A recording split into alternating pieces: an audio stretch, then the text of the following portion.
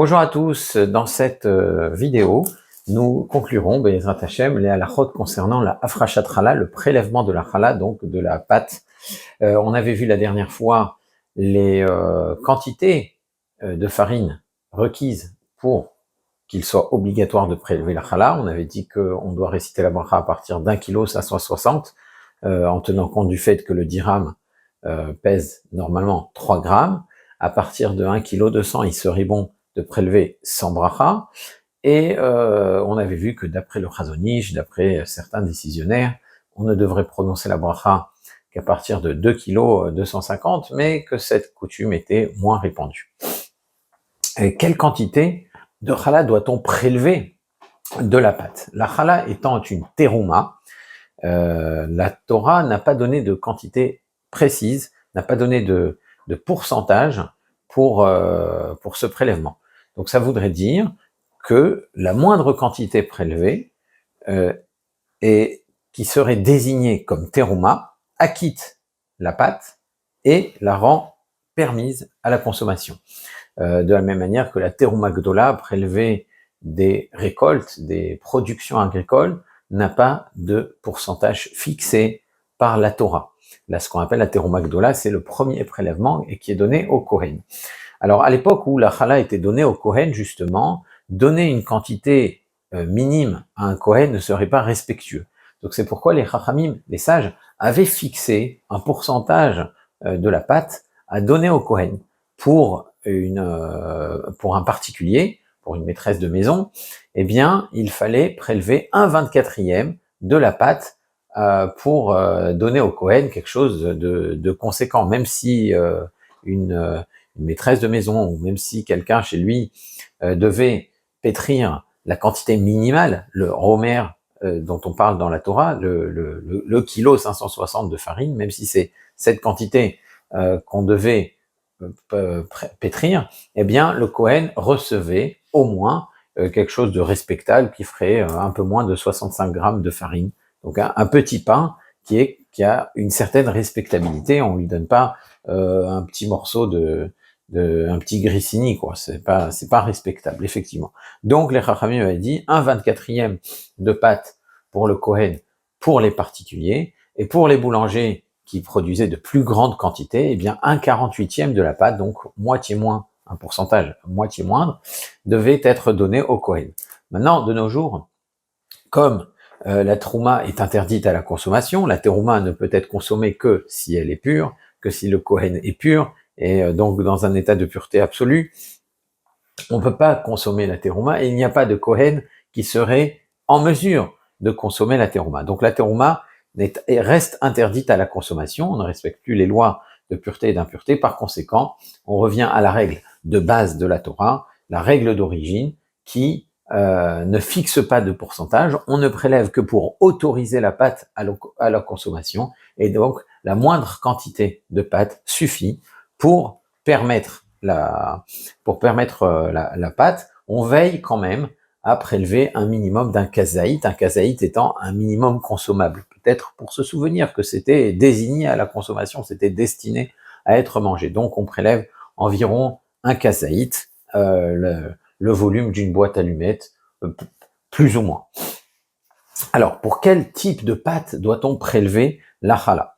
On avait mentionné le pasouk à l'origine de la mitzvah de la terouma dans notre précédente vidéo, Ba'acholchem milechem haaretz, quand vous mangerez du pain de la terre. On avait dit que le pain de la terre, d'Eretz Israël, au moment où il allait remplacer la manne, eh bien c'est là que la mitzvah, l'obligation de Hafrashat Challah, allait commencer. Donc, la mitzvah de challah concerne donc la pâte qui va produire du pain, quelque chose qui s'appelle du pain. Donc c'est une pâte consistante et qui a une certaine épaisseur, ce qu'on appelle blila hava, d'accord, c'est ce qui demande à être pétri, et le pain est cuit soit au four, soit sur une tôle, soit sur une poêle avec peu d'huile, hein, la pâte ne trempe pas, ne baigne pas dans l'huile. Il y a un peu d'huile pour éviter l'adhésion et l'adhérence, et le four, donc une poêle ou un four, ce sont les deux méthodes de cuisson d'un pain. Si on pétrit du pain qu'on destine à être cuit au four ou à la poêle avec peu d'huile, eh bien dans ces deux cas-là, on va pétrir du pain. Et par conséquent, le passouk de Ba'acholchem Milechem Haaretz s'applique et on devra en prélever la challah. Cela dit, même si cette pâte est mélangée avec des pépites de chocolat, de l'huile, de la margarine, du sucre, même si ce sont des brioches que l'on fabrique, même si ce sont des gâteaux, étant donné que c'est une pâte que l'on va enfourner, eh bien, l'obligation de prélèvement de la challah s'applique. L'essentiel, c'est surtout le mode de cuisson, comment on va produire ce pain. Si on ne mélange de la farine qu'avec du pur jus de fruits, il y a un doute concernant la bracha. Maintenant, la question se pose rarement dans une cuisine, voire même dans une boulangerie. Ça ne concernerait que les gâteaux à l'orange de Pessah qui sont fabriqués pour la matzah ashira. Donc dans ces cas-là, effectivement, il y a un doute sur la bracha, sur le prélèvement de la challah. On ne prélèverait que sans bracha. Mais si on prépare de la brioche et qu'avec de l'eau, on incorpore de l'huile, du jus de fruits, du sucre, etc., des œufs, pour adoucir la pâte, eh bien, on continue à prélever la challah avec bracha, sans aucun doute. Ça s'appelle du pain. Et si vous avez l'occasion de revoir nos vidéos sur le pain mésonote, on verra, vous y entendrez que si on consomme de la brioche dans une certaine quantité, eh bien qu'on fixe un repas avec ces aliments, eh bien on doit réciter Hamotzi et Birkat Hamazon. Donc dans l'absolu, c'est du pain, c'est ce qu'on appelle du pain kisani, du pain d'Anka. Mais quand ça devient un repas, ça devient du véritable pain, et donc ça justifie qu'on prélève la challah avec bracha. Alors si la préparation est liquide et qu'on prépare des blinis, des crêpes ou des gaufres, là, il n'y a aucune obligation de challah, ça ne s'appelle pas du pain. C'est pas milechem haaretz. C'est pas du pain. Ça n'a pas l'aspect du pain. Ça n'a pas la préparation. La préparation n'est pas celle du pain. C'est ce qu'on appelle un maaseh kedera, un plat de céréales.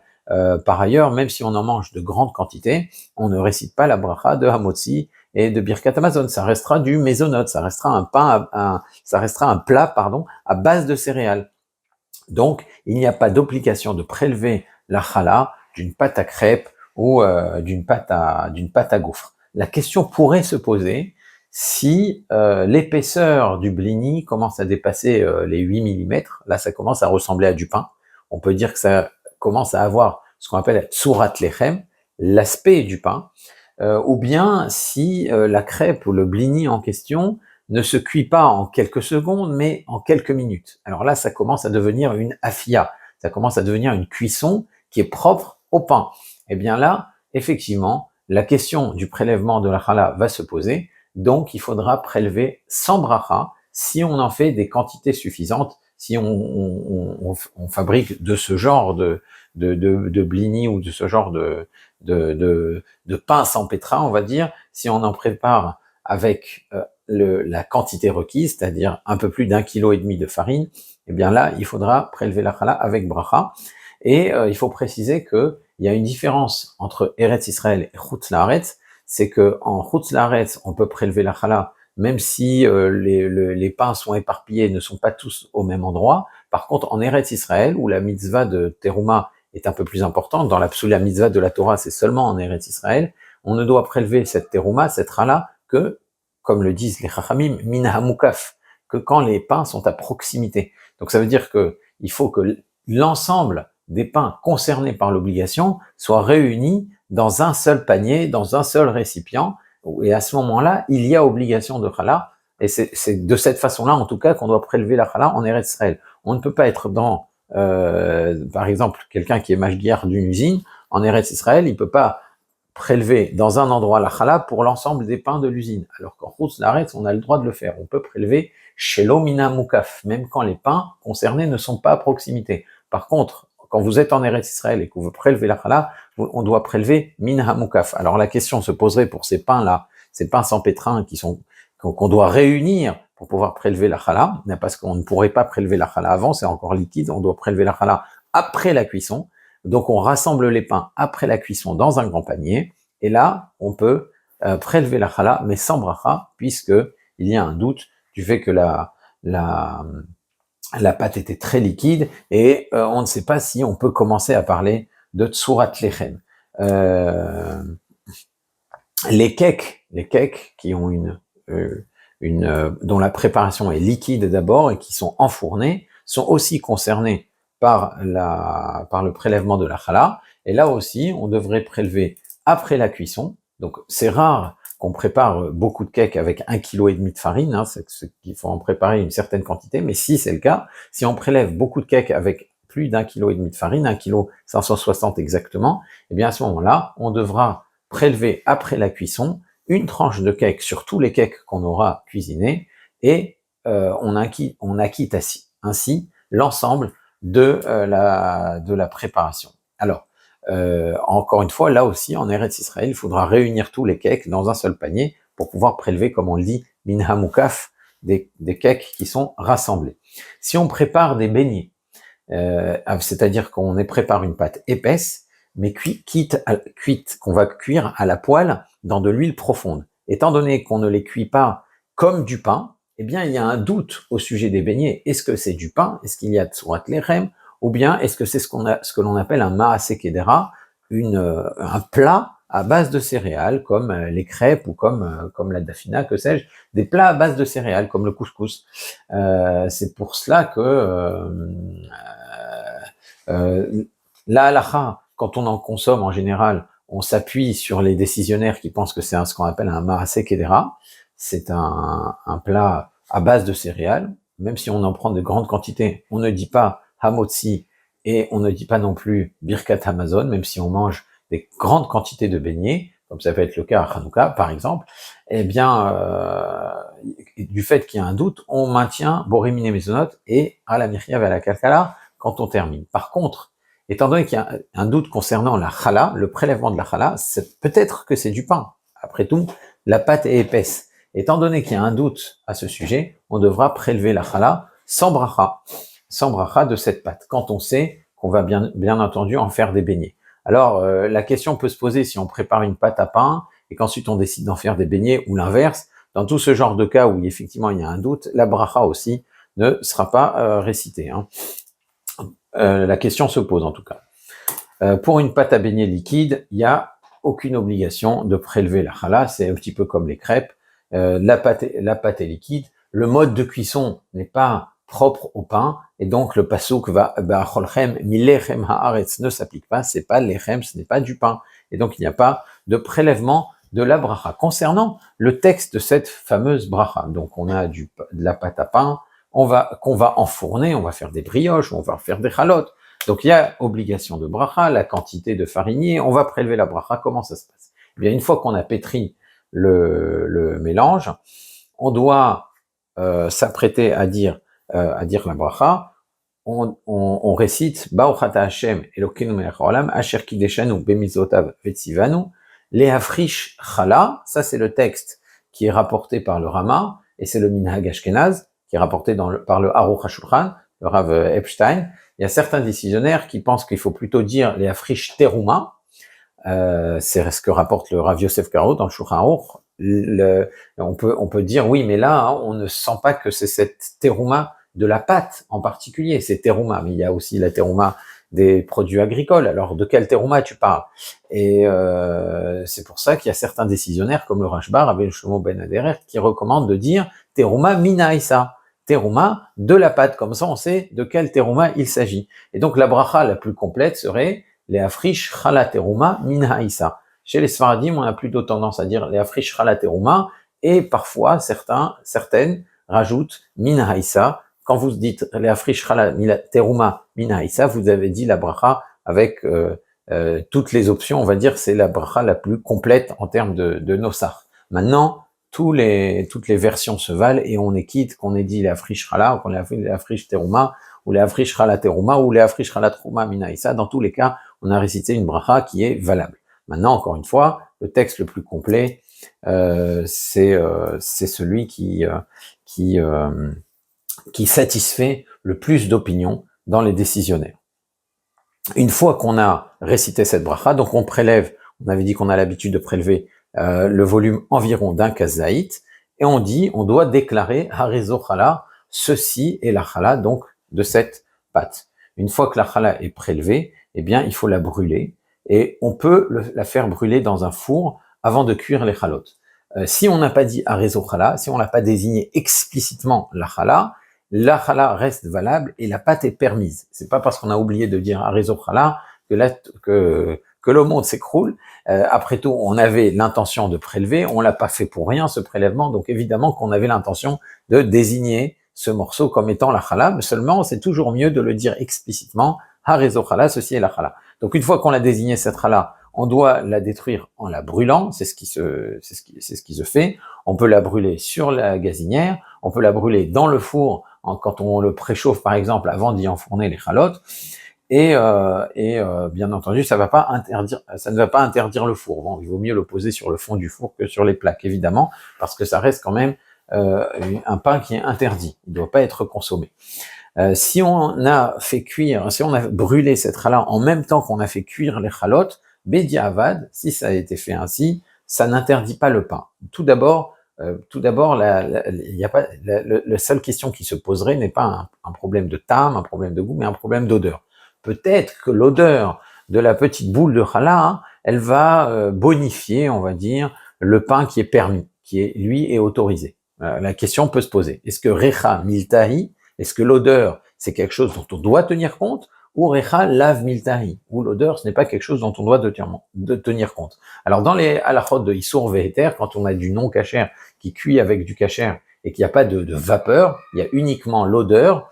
Les khatrila, on doit pas le faire, c'est interdit, mais bediavad, le plat n'est pas interdit. Donc si on a cuit cette chala avec des chalotes qui elles sont permises et que la chala elle brûlée à côté, recha lav miltaï, bediavad recha lav miltaï, c'était pas un problème. Et ici c'est encore plus permis parce que déjà c'est un interdit des rabbanan. On a dit que la chala de nos jours c'est un interdit des rabbanan. Quand on a un doute sur quelque chose qui est des rabbanan, on est déjà plus permissif. Et enfin, la notion de recha, d'odeur, pour du pain, certains décisionnaires pensent qu'elle n'existe pas. Elle existe quand on fait cuire une viande, quand on fait cuire un produit interdit et qui a une odeur plus forte, mais du pain interdit pour du pain permis, dire que recha lav miltaï, c'est l'objet d'une marloquette, donc c'est une raison de plus pour se montrer permissif à ce sujet. Certains prennent le soin d'envelopper la chala ou de la dénaturer. C'est sûr qu'en Eretz Israël où la chala est plus, on va dire, plus obligatoire entre guillemets, puisque c'est là-bas que la mitzvah d'origine doit s'effectuer, on doit se montrer un peu plus strict. Mais dans l'absolu, même en Eretz Israël en général, on a tendance à être permissif à ce sujet. Alors, si on ne peut pas la brûler, cette chala, est-ce qu'on a le droit d'en faire autre chose? Est-ce qu'on a le droit de la jeter? Alors on peut, au lieu de la brûler, la jeter, mais il faut comprendre que c'est un objet de mitzvah. Ce morceau de challah a une gdusha, a une sainteté. À l'origine, il était consommé en état de pureté par le Kohen. Donc on peut pas le jeter comme ça au milieu des ordures. Il faut l'envelopper au moins à 2 reprises pour qu'il ne soit pas méprisé comme ça, jeté directement parmi les détritus. Ce serait un manque de respect pour la mitzvah. Donc on l'enveloppe 2 fois et à ce moment-là, on peut le jeter à la poubelle. Même chose, si la chala est déjà entièrement brûlée et n'est plus consommable, eh bien la mitzvah a été effectuée. Là, on a effectué toute la mitzvah avec cette chala et les cendres peuvent être jetées sans aucun problème. Alors dans l'absolu, la mitzvah de chala concerne aussi bien les hommes que les femmes. On a du pain, on veut manger du pain, eh bien la chala doit être prélevée. Donc un homme qui se prépare du pain chez lui aussi doit prélever la chala. C'est vrai que dans un foyer, c'est le plus souvent la maîtresse de maison qui prend soin de prélever la chala. Déjà, c'est plus souvent elle qui prépare le pain. Et il y a aussi une raison midrashique à cela.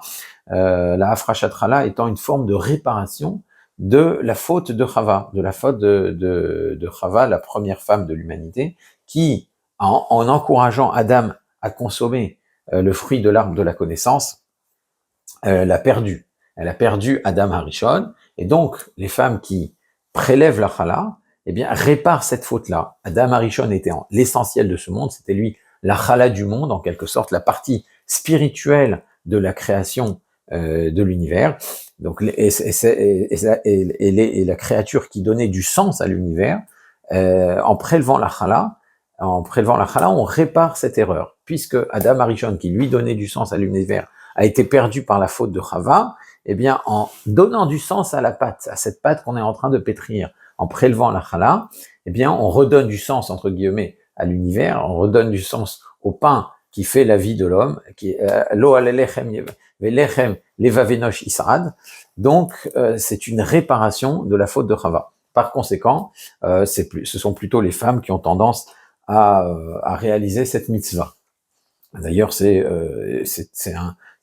une très grande chose que de pétrir soi-même ses chalotes chez soi pour Shabbat. Donc ça permet justement de réaliser cette mitzvah et ça donne une autre dimension au Shabbat. Quand on consomme à la table de Shabbat des chalotes prélevées à la maison sur lesquelles on a réalisé cette mitzvah de chala, ça n'a pas le même impact. C'est pas du tout la même seuda que celle qu'on ferait en achetant des chalotes dans le commerce. Alors, je suis pas en train de dire qu'il faut pas acheter des chalotes dans le commerce, qu'on peut pas avoir bénéficié de ce confort, mais c'est quand même beaucoup mieux de faire ses chalotes soi-même.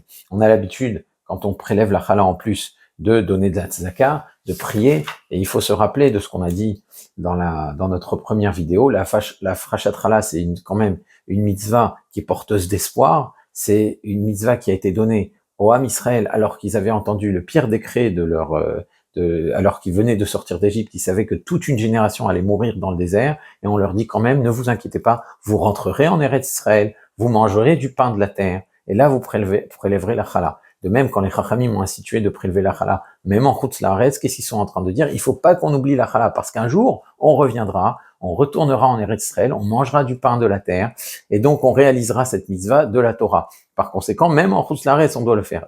Donc la frachat chala, c'est une mitzvah qui est porteuse d'un grand espoir, une grande tikva. C'est vraiment l'occasion de montrer notre émouna. On manifeste notre émouna en prélevant la chala. C'est pour ça que les tfilotes qu'on dit à cette occasion sont encore plus puissantes, encore plus peuvent être dites avec encore plus de conviction, et fassent qu'elles soient toutes écoutées, Bezrat Hashem. Donc on aura dit l'essentiel des mitzvot concernant la frachat chala. Si vous avez des questions à ce sujet, je vous encourage à les poser dans les commentaires ou dans notre groupe WhatsApp, et d'ici la prochaine fois, je vous dis à très bientôt. Au revoir.